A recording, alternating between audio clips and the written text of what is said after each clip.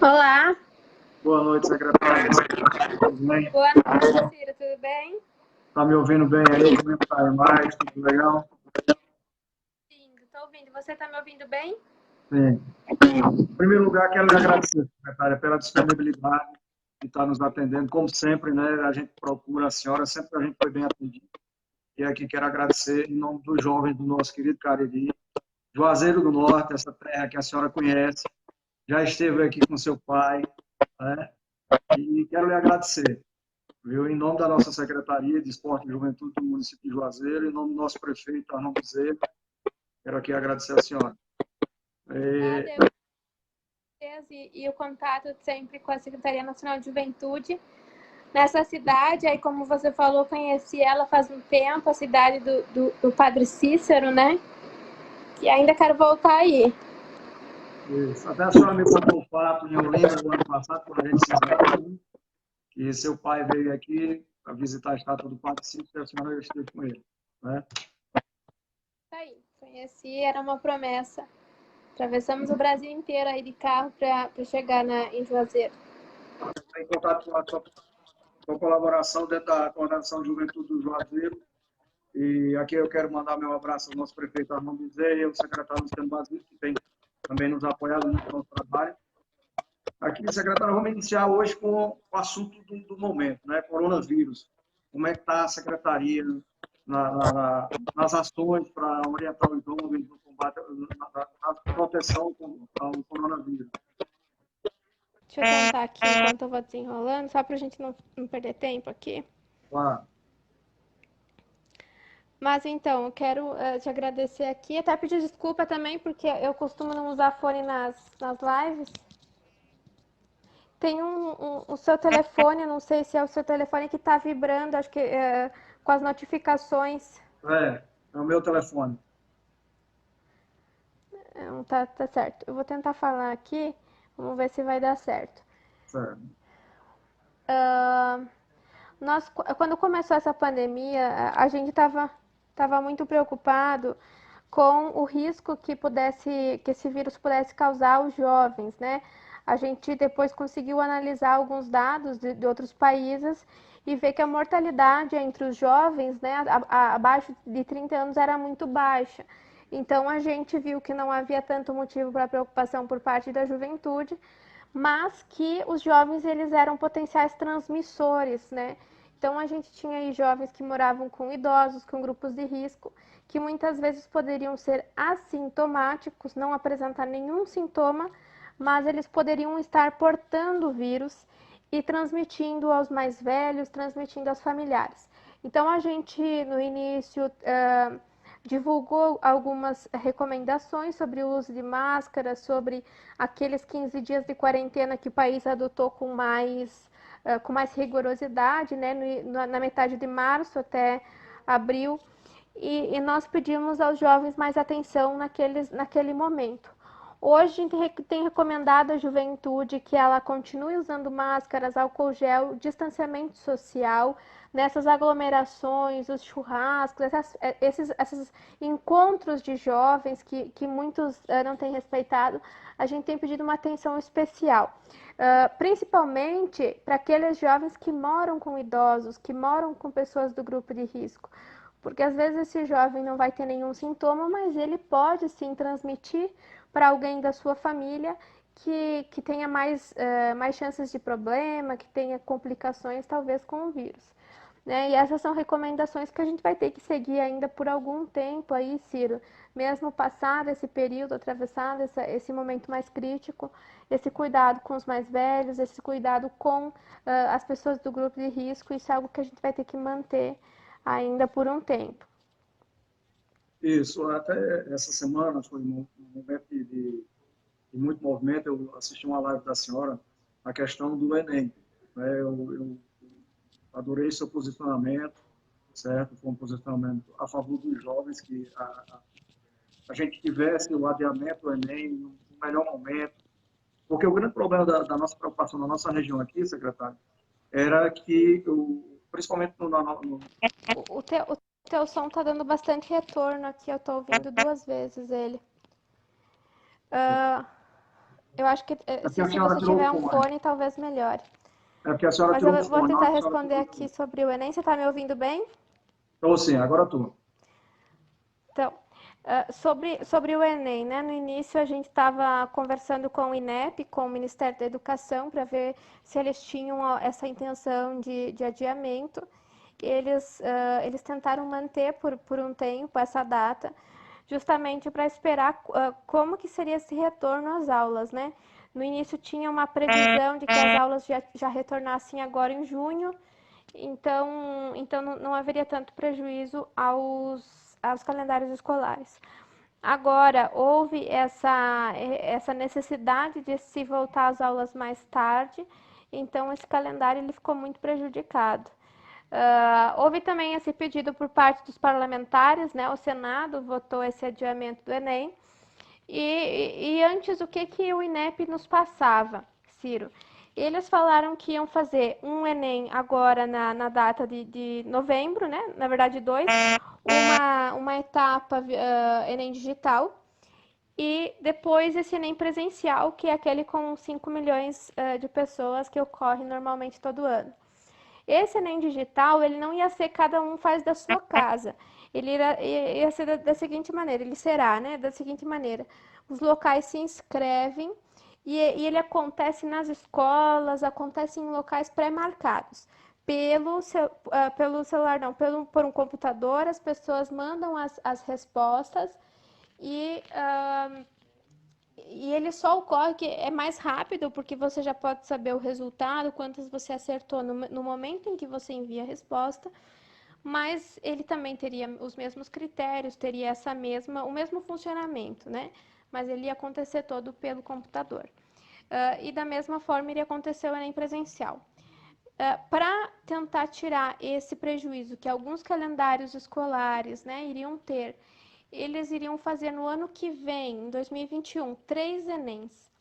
Um Enem dessa maneira digital na metade do ano. Então, na metade do semestre, que é quando algumas pessoas vão conseguir normalizar, né, as matérias, tirar o conteúdo atrasado. Então, ele iria acontecer agora em julho, na metade do ano. E outros 2 Enems, um presencial e um digital, no final do ano de novo. Então, iriam ter 3 Enems em 2021, né? 3 oportunidades das pessoas fazerem uma prova. Porque eu vejo que o aluno, a gente fica muito ansioso por ter uma única oportunidade de fazer uma prova que é tão importante na nossa vida, que é uma prova decisiva na nossa vida. Eu ingressei na universidade pública pelo Enem, então eu sei a importância que tem esse vestibular, essa prova na vida do jovem. Eu acho que ter 3 oportunidades no ano, né, para aqueles que, terminando o terceirão na metade do ano, né, terminando o ensino médio, ali junho, abril, maio do ano que vem, eles poderiam fazer a prova na metade do ano. E no final do ano que vem, normal para aqueles que conseguirem regularizar o calendário. Mas agora foi decidido por esse adiamento para talvez janeiro ou fevereiro de 2021. Então, a prova que estava prevista para novembro, o que a gente ouve e sabe é que talvez ela fique para janeiro ou fevereiro do ano que vem. O MEC vai abrir uma consulta para todos aqueles que estão inscritos no Enem sugerirem uma data. Então, eles vão abrir isso, você vai entrar pelo aquele mesmo número que você fez a sua matrícula e você vai sugerir quando que você acha que é a melhor data. Eu acho que é melhor 20 de janeiro, né, na metade de janeiro. Acho que é melhor em fevereiro. Eles vão fazer essa consulta para ouvir os estudantes. Ótimo. A gente sabe, secretária, no momento que a gente está vivendo, aqui até coloca o fone que não é. Para ouvir os estudantes. Várias vozes. Ótimo. A gente sabe, secretária, quando ela está vivendo, aqui até É que para eu ouvir fica melhor sem o fone. eu sei.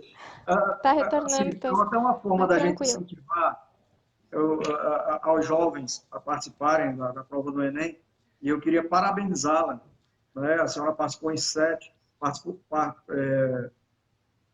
conseguiu passar em 7 concursos, em 7 vestibulares, se eu não estou enganado, é isso? Na época Isso. agora. E a senhora foi estudar longe, 700 quilômetros da sua cidade, Natal, aquilo tudo mais. Isso é uma forma da gente incentivar os jovens. Mas a secretaria hoje, secretária, tem algum curso que a gente possa ajudar através da distância para a gente preparar esses jovens para o Enem? Nós temos, Ciro, tem alguns cursos que nós estamos oferecendo de maneira virtual, né, até pelo site do Sistema Nacional de Juventude, sinajuve.ibict.br, tem a ala cursos, e lá você consegue fazer tanto um curso de redação, em que a professora corrige, você treina a sua redação, e nós também temos, tem algumas plataformas que a gente tem recomendado, né, que já estão prontas. Tanto no YouTube, tem o YouTube Edu. Eu vou te passar depois para você anunciar para A os gente jovens passa aí o da link para o cidade. pessoal. Isso, vou te passar, porque tem uma série de plataformas que oferecem esses cursos gratuitamente para os jovens irem estudando e se preparando para o Enem. Né? Nós temos cursos também na plataforma do Sinajuve, cursos gratuitos que as pessoas podem fazer, que dão um certificado no final e que a gente tem recomendado agora, né, até mesmo nesse momento de quarentena, que as pessoas estão em casa, que as pessoas estão isoladas, que elas aproveitem para fazer cursos, enfim, para melhorarem o currículo, aperfeiçoar o conhecimento, né, adquirir alguns conhecimentos a mais. Eu vou te passar esse link, mas já fica aí o sinajuve.ibict.br, que é o nosso site do Sistema Nacional de Juventude. Tem mais de 200 cursos lá, Ciro. Tanto curso para fazer redação, para ensinar, ajudar esse aluno a fazer redação.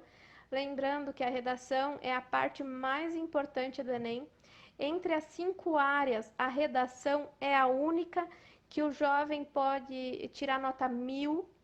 Todas as demais áreas, né, ciências humanas, exatas, você não consegue tirar 1000, é impossível pela metodologia de pontuação que o Enem adota. Mas a redação é a única que o estudante bem preparado, que se dedicou, pode alcançar nota 1000. E as universidades, muitas delas, dão um valor maior para a redação. Então, ela geralmente, em muitas universidades, costuma pontuar mais a redação do que as demais áreas. Até esses cursos a gente já fez alguns antes mesmo, e a senhora foi uma parceira para o nosso município, e alguns da região aqui que a senhora nos autorizou a ajudar, que é o curso de gestão de finanças, que a gente fez junto com parceria com a SNJ. Isso. É um resultado muito bom para a juventude aqui. A gente formou mais de 200 jovens na região do Cariri. E também o de empreendedorismo, que a gente tem exemplo aqui de jovens que têm seu próprio negócio, graças à SNJ que a gente trouxe para cá através da parceria com a Agência Besouro. E eu quero lhe agradecer muito por essa parceria sempre que a senhora tem nos ajudado. E temos também, além desse, que a senhora vai me passar o link, a gente também tem um curso junto com a Assembleia Legislativa do Estado do Ceará, né? O deputado Davi, que nos ajuda, o deputado Elmano dos Freitas, o deputado Pedro Bezerra, que é o curso Alcance, que também prepara o jovem para o Enem. Certo? E agora a senhora vai me dar mais isso aí para a gente replicar aqui com o pessoal e ter resultados. Então, eu só tenho a agradecer até hoje a SNJ, que tem sido uma parceira muito, principalmente a senhora, depois que entrou, deu uma cara nova à SNJ, com mais empenho, mais impulso nos trabalhos, e assim, a gente tem tido resultados. Por exemplo, nossa ID Jovem, nós temos aqui hoje uma meta aí, já estamos com quase 6.000 ID Jovens, 5.000 ativas, funcionando para atender Que os jovens. bacana. Né? E a gente tem feito esse trabalho. Eu vi até uma frase da senhora, que eu fiquei com a ministra Damares, que eu quero mandar aqui meu abraço à ministra, é que a senhora não gosta de fazer trabalho em gabinete, em ar-condicionado, a gente gosta de ir para a rua. É o nosso estilo aqui, a gente vai para os bairros, busca os jovens, tudo mais, por isso que a gente tem uma numeração hoje de jovem ao ponto que a gente chegou, né, ativos. Além da gente ser um polo universitário, né, de universitários aqui, que vem de outras cidades, a gente tem os jovens atendidos hoje, que são 75.000 jovens no Juazeiro, que que a gente tem hoje dentro Bacana. da população de jovens, nossos jovens do Juazeiro. Agora, secretário, eu queria saber da senhora o que é que podemos ter, o que é que nós temos para os jovens da zona rural, que a gente pode buscar também, junto à parceria Certo. com a jovem. Bacana. Nós temos incentivado muito, Ciro, o empreendedorismo na zona rural também. Esses dias nós tivemos até uma live com uma cooperativa de jovens da agricultura rural, inclusive do Ceará. Não vou me lembrar agora exatamente o nome da cidade, mas é aí. Cerca de 27 a 30 jovens que, para conseguir ganhar preço no mercado, comercializar com grandes redes de supermercado, conseguir vender nas feiras, eles fizeram uma cooperativa. E agora, durante a quarentena, quando não estava acontecendo a feira, né? Como é que é o nome da feira? Eu não vou lembrar agora. Mas tem essa live, está salva na A nossa, na Feira da nossa página Agricultura no Familiar, Instagram, se eu não essa me live engano, com eles. Oi? da Agricultura Familiar, se eu não me engano, era a Feira da Agricultura Familiar. Não, não é. Não é esse nome. É o nome da associação específica deles. Certo. Mas eu vou te mandar. Ela tá na nossa página no Instagram, tá lá, ela salva, tá? E aí, eles agora na quarentena estavam sem vender, porque as feiras estavam paradas. E olha só que interessante o que eles fizeram. Eles conseguiram um aplicativo que permite os clientes deles na cidade encomendarem. Eles vendem hortifruti, então é verduras e frutas. E eles conseguiram uma plataforma que os clientes dele da cidade conseguem fazer encomenda deles para eles entregarem, fazerem o delivery de entrega. E eles quadruplicaram a venda. Então, veja bem, nós estamos no meio de uma pandemia, né? Muitas pessoas passando por crise financeira, o Brasil num todo vai entrar numa recessão. E esses jovens da agricultura familiar, pequenos jovens rurais, conseguiram quadruplicar a venda da hortifruticultura deles. Né? Nós temos agora um guia do empreendedorismo rural para jovens. A gente está revisando ele para mandar para impressão. E aí, Ciro, vocês solicitam, a gente vai enviar algumas unidades para vocês, algumas milhares para vocês. E o que tem nesse guia? Como que o jovem ele consegue comercializar com mercados, com a prefeitura, vender os produtos dele, como ele consegue montar uma cooperativa aí no município. Entre cada jovem desses do campo, como que eles podem montar uma rede de cooperativa desses jovens que moram no campo aí, em Juazeiro, para eles venderem para os mercados, para eles venderem para a prefeitura, para eles conseguirem toda a documentação necessária e ganharem escala e preço. Eu vejo, Ciro, que o cooperativismo é a saída para os nossos jovens conseguirem se manter no campo, conseguirem viabilizar a permanência deles no campo, além de algumas questões assim. O jovem hoje ele não vai mais ficar onde não tem acesso à internet. A nossa geração está muito conectada. Então, nós precisamos levar cada vez mais acesso à internet para as áreas mais distantes, para as áreas rurais. Eu vejo que essa tem que ser uma prioridade das prefeituras, tem que ser uma prioridade dos governos de estado e nossa também do governo federal. Levar acesso à internet nessas áreas rurais. Os jovens não vão permanecer muito tempo em áreas onde eles não estejam conectados com o mundo. A gente precisa pensar também nessa qualidade de vida deles no campo. Aqui, nós estamos com a equipe aqui, a equipe é eficiente. Paulo aqui, eu quero até agradecer a ele, e Leandra, que está aqui presente com a gente. A feira é a Feira Caruá, que a senhora, Isso. né? Eles já me passaram aqui agora. Então, a equipe aqui da juventude aqui é rápida. Eu quero agradecer, nós temos uma equipe, graças a Deus, disponível 24 horas para trabalhar, porque é muito bom isso, né? Doutora, secretária, eu queria também ver aqui com a senhora, eu vi até a senhora se emociona com essa parte, que é os jovens de abrigo, né, que tem um projeto muito bonito, eu vi ontem, e assim, fiquei encantado com a sua ideia para esses jovens de abrigo. Como seria a implantação? Sim, Ciro, nós temos uma prioridade para esses jovens, Porque hoje nós estamos no Ministério dos Direitos Humanos, né? A Secretaria da Juventude está no Ministério dos Direitos Humanos. Então, a gente tem que procurar, dentre os jovens, aquele público mais vulnerável. Ou seja, aquele público que mais precisa, né? A política pública é para isso, para tirar essa desvantagem que algumas pessoas têm. E o jovem de abrigo hoje, ele é o mais exposto, o mais vulnerável. Por quê? É o jovem que, quando ele tem mais do que 14 anos, quase ninguém quer adotar. As pessoas querem adotar crianças, geralmente menores de 12, 10 anos de idade. Então, esse jovem ele já perdeu a esperança de ter uma família, ter um pai e uma mãe. E muitas vezes a gente pensa que a pobreza ela é muito difícil, mas você imagina, você além de viver na pobreza, você não ter uma família, não ter um pai, não ter uma mãe, não ter uma mínima estrutura. Então esse jovem ele não está só fadado à pobreza, né, aos problemas sociais, ele está fadado também a não ter um pai e uma mãe, não ter uma estrutura socioemocional, não ter esse apoio. Então, esse jovem, com certeza, é aquele que mais deve nos tocar, é aquele que mais merece a nossa atenção. Porque, geralmente, os demais jovens aí numa escala de risco, que são jovens que estão expostos ao crime, expostos, né, a problemas, eles têm o pai e a mãe que se preocupam com eles também. Mas esse jovem, se não é nós nos preocuparmos com eles, eles não têm mais ninguém.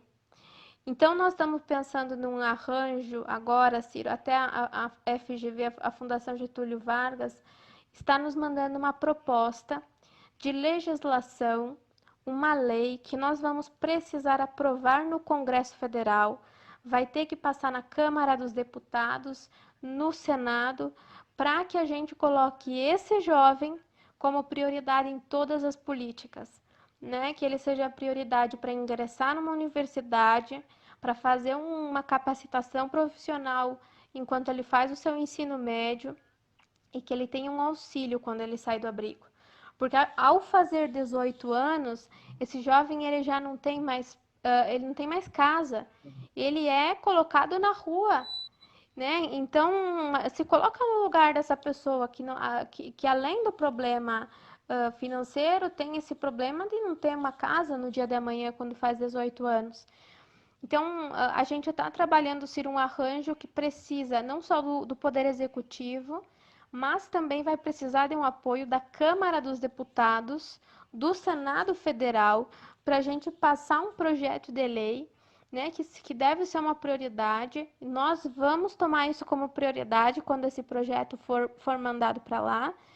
E a gente espera que haja aí uma grande mudança na política para esse jovem. Né? Por muito tempo a gente falou aí em causas que elas eram mais políticas do que necessidades das pessoas. O jovem ele foi muito usado, sim, como uma massa de manobra política. E ainda é, infelizmente, dentro das universidades, a gente vê uma tentativa de cooptar esse jovem para ele ser exclusivamente um movimento político partidário. Mas a gente tem que voltar sim para as questões, para as necessidades da juventude, e eu vejo que esses jovens, e não são muitos, nós temos aí cerca de 40 a 50 mil jovens, esse público ele vai mudando muito, mas que estão em abrigos e que é um número que não é difícil para a gente trabalhar.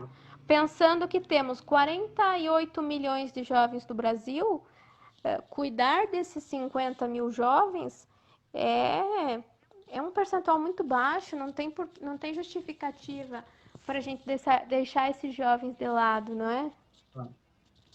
Secretária, Estação Juventude, antes agora é Espaço 4.0, não é isso? Isso. A gente, no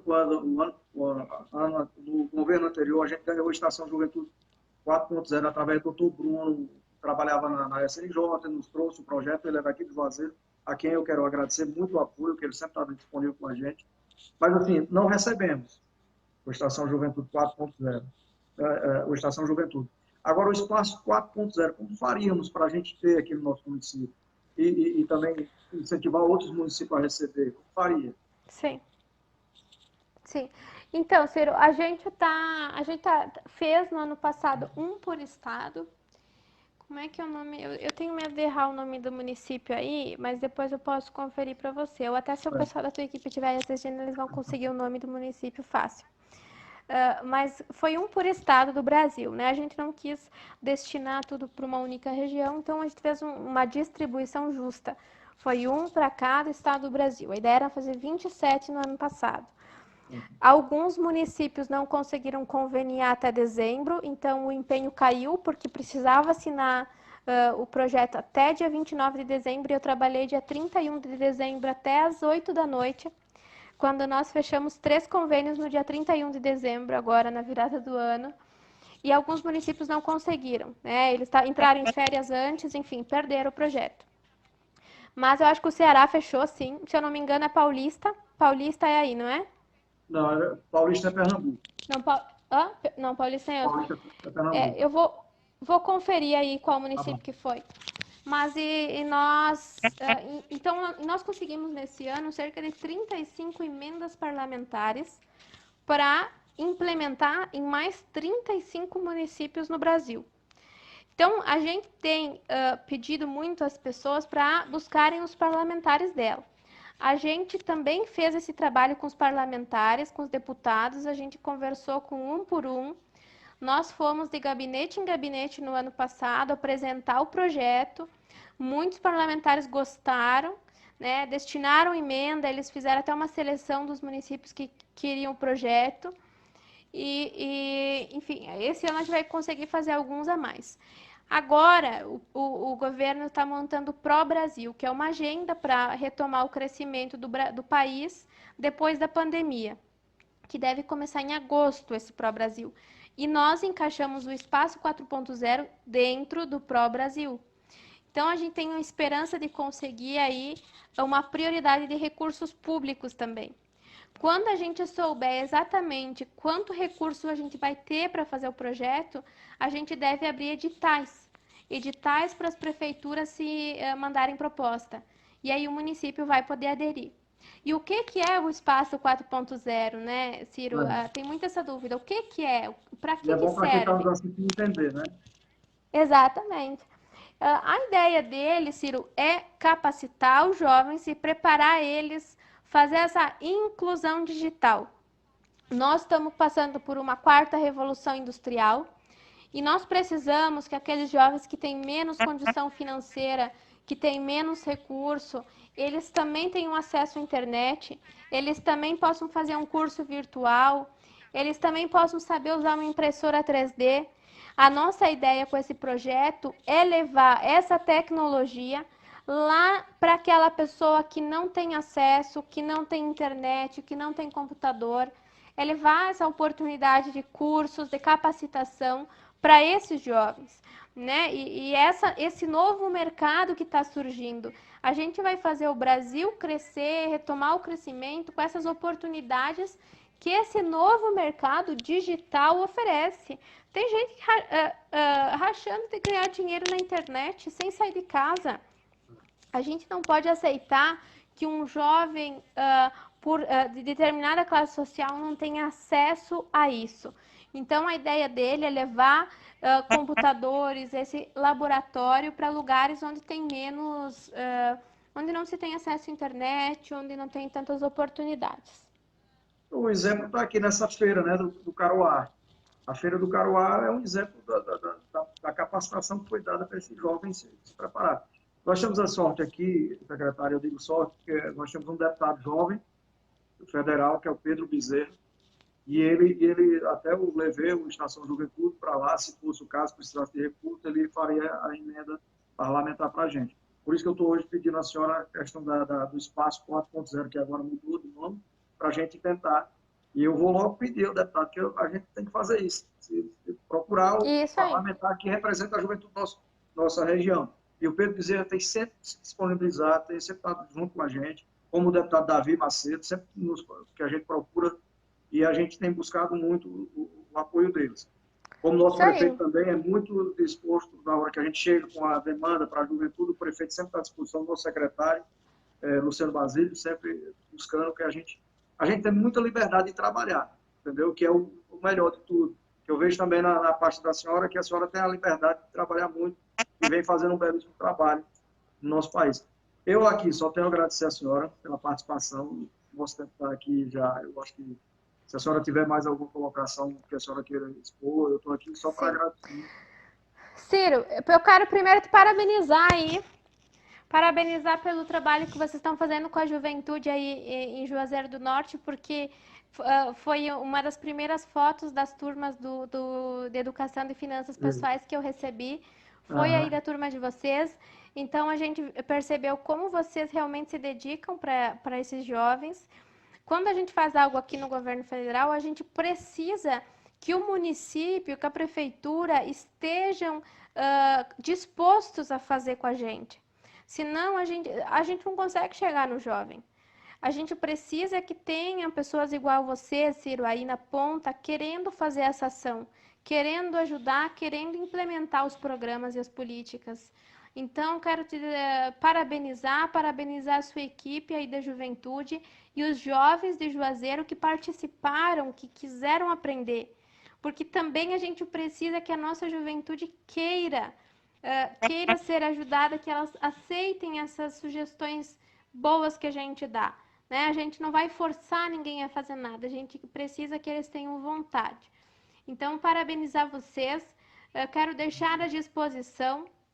A gente aceita as críticas, sim. Quando nós temos, eu penso muito, sempre que vem críticas também, mas que venham com sugestões, né? Esses dias estava até fazendo uma live, tinha uma pessoa lá criticando, eu falei assim, olha, senhora, talvez a ideia que falta para a juventude brasileira esteja na sua cabeça. Talvez você tenha essa brilhante ideia. Então, nos dê essa sugestão. Como é que a gente pode melhorar? Como é que a gente pode fazer mais? E é essa mensagem que eu quero deixar. Se há algo que nós, como Secretaria Nacional, que talvez você, Ciro, aí também na gestão municipal, possa melhorar, que as pessoas nos deem sugestões, nos deem as ideias. Pode melhorar? Pode. Como? Né? Não só diz que pode melhorar, mas também nos diga como pode melhorar. Né? O que faria a mais que nós não estamos fazendo. Então, quero deixar essa janela, essa porta aberta para as pessoas sugerirem, para as pessoas darem ideias, as sugestões que às vezes elas acham que nós devemos fazer. Eu acho que a sociedade civil pode sim colaborar muito com a nossa gestão. Então, essa é a minha mensagem, que a gente passe por esse momento de pandemia o mais breve possível, que a gente saia mais forte, a nossa juventude aí retomando com vontade, com esperança, um caminho melhor para o nosso Brasil, uma retomada de crescimento, com empreendedorismo, com a criatividade dos nossos jovens, né? E que a gente possa fazer esse trabalho em conjunto. Vocês contem com o governo federal e eu sei que aí eu posso contar com vocês. Sempre. E sempre eu tenho que agradecer a nossa equipe. Nós temos uma equipe como Paulo, Leandro, que sempre está falando com a senhora, e Leandro sempre está na comunicação. Só não sabe o tanto que Leandro corre para poder colocar as coisas em dia. E a cidade, secretária, foi Maracanaú, que recebeu 4.0. Viu? Tá bom? Maracanã. Então, uma boa noite e muito obrigado por tudo, viu? Estou aqui sempre à disposição da senhora. Boa noite, Deus abençoe vocês, tá? Obrigadão. Um abraço, bom trabalho. Abraço.